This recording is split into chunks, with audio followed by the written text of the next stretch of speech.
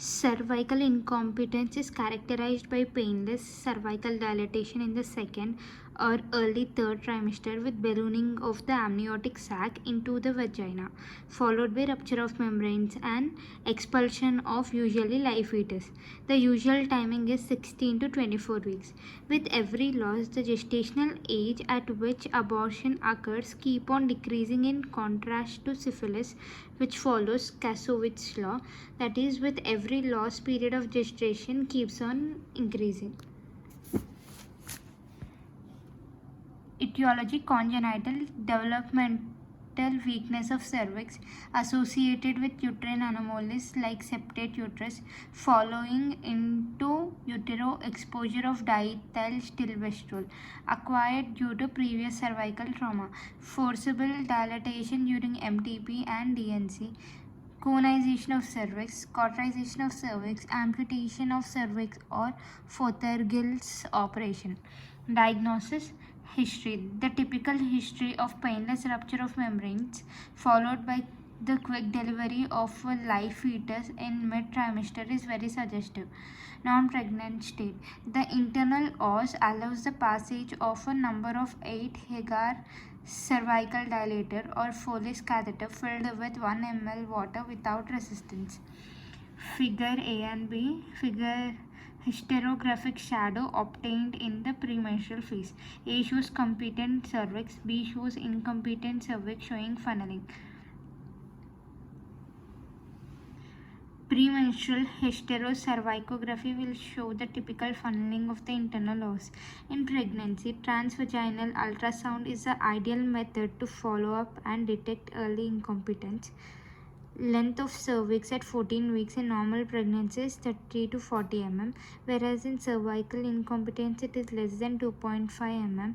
Diameter of internal os in normal pregnancy is less than 8 mm, whereas in cervical incompetence it is more than or equal to 8 mm. Shape of cervix in normal pregnancy is T-shaped, Y-shaped. In cervical incompetence it is V or U-shaped.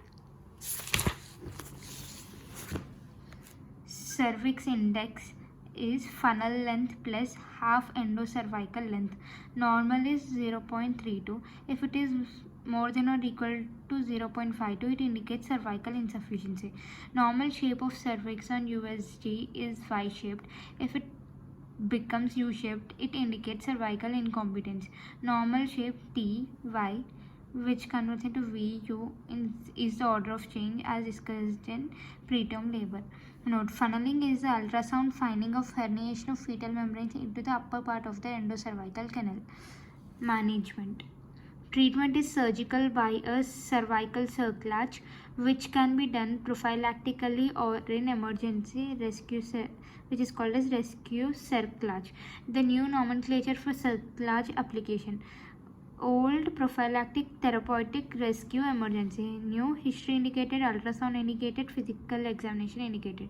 Recommendations for history indicated cerclage: it should be offered to women with more than or equal to 3 second trimester abortion or preterm births. It should not be offered to females less than or equal to 2 second trimester abortion or preterm births. Recommendation for USG indicated cerclage: women with history of 1 or more second trimester abortion or preterm birth, and now USG shows cervical length less than or equal to 25 mm before 24 weeks. Not recommended for women with cervical length less than or equal to 25 mm on USG, but no history of previous mid-trimester abortion or preterm labor. Not indicated for funneling of cervix in absence of short length of cervix.